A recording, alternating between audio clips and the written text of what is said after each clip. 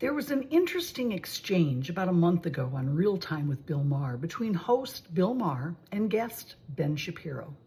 Maher is famously an atheist, and he took on a discussion about the accuracy of the Bible with Orthodox Jew Ben Shapiro, who was there to hawk his latest book, Lions and Scavengers.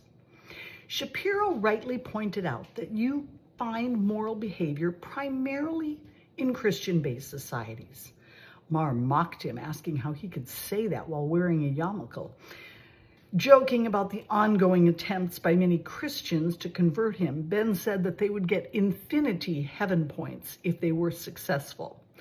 After discussing Nietzsche's perspective on Christianity, that it's a religion of losers and that it upholds the virtue of poverty and failure rather than upholding the wrong, Shapiro went on to make his point. Shapiro explained that Christians believe the first half of the Bible, the half that is all of the Hebrew Bible, and stated that this was and is the basis for morality. He also said that he would hope that good people who believe biblically, and even those who don't, would also believe that virtue leads to better results in life than non-virtue. That, he said, was the entire point of Deuteronomy. Choose life that you and your children may live. Maher broke in to say that was a silly argument. If God wrote the book, Maher asked, how could there be things we disagree with? It's either perfect because it was written by you-know-who, or it's not perfect because it's full of nonsense and wickedness and all the things that are not virtuous. Shapiro honed in on his point. Bill, he said, you and I agree on morality. I'd say like 87%, but not from the Bible. I have a question. Why? Maher thought Ben was still talking about the virtue of the Bible and jumped in with the usual arguments. Because it's for slavery, it's for... Maher didn't get a chance to finish his point. Shapiro interrupted him. No. Why do you and I agree on morality 87.5%? I'm a religious Jew. You're an atheist. Why do we agree on those things? I'll tell you. I mean, I can give you my answer. Maher responded sarcastically, yeah, please. Shapiro's answer was pure gold, because we probably grew up a few miles from each other in a Western society that has several thousand years of biblical history behind it. And so you can think that you hit that triple and you formed your own morality, but the reality is you were born morally on third base. Parsha Lech Lecha begins when Abram was 75 years old with a command from God to go forth to a place that God would show him. Seems like an odd place to start. What was going on for the first 75 years of Abram's life? According to tradition, Abram was born in 1813 BCE in the ancient Iraq town of Kasdim. He grew up in a pagan culture and was taught to practice idolatry. He prayed to the sun, believing it created heaven and earth.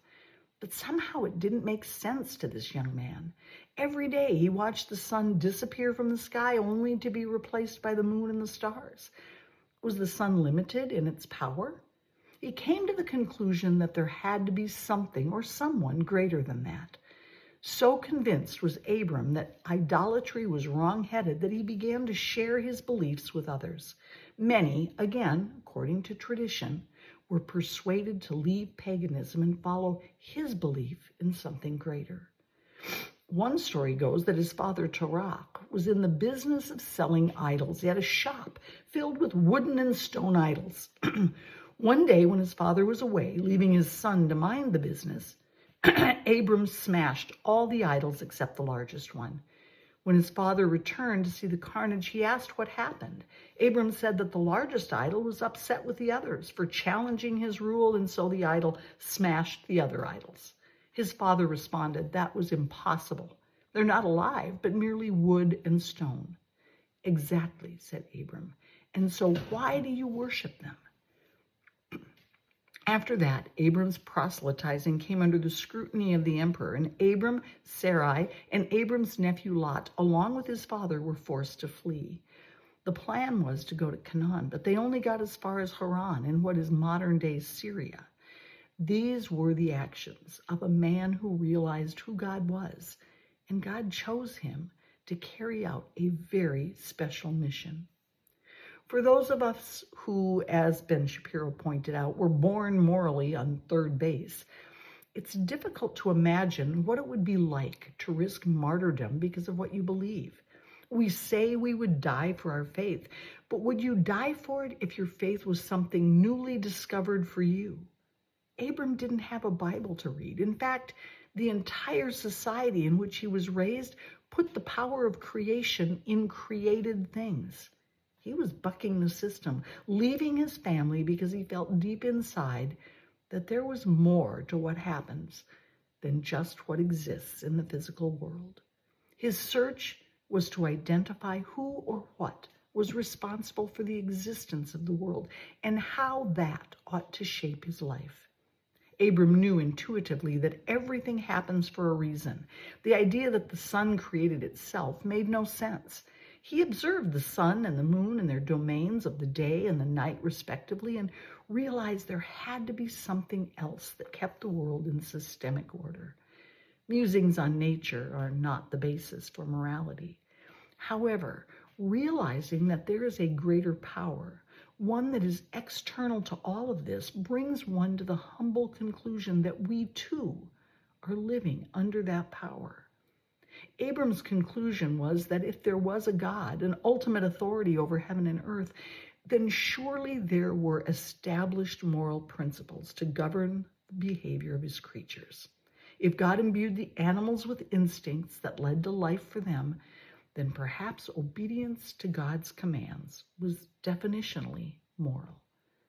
Let's return to the real-time discussion between Bill Maher and Ben Shapiro. Near the end of the conversation, centered on the existence of morality, Shapiro used an interesting analogy to explain why we admire morality regardless of the basis one claims. He said, cut flowers die because the flower is the result of the root, and then you cut the flower. You can live on with a secular humanistic morality, be a moral person, be a good person, but that does not systematically maintain itself. Even every atheist will acknowledge this, that the values that you believe are not things that can just be reasoned to because they assume things that are not in evidence, like the inherent value of humanity. We are pieces of meat wandering through space. What's the inherent value of that? These are all religious, faith-based premises. You don't have to believe in God to believe in those things, but they are logical jumps. They are leaps of faith. That's what we would call it in religion. And so at least acknowledge that we're all living in a world of faith, whether you believe in God or not.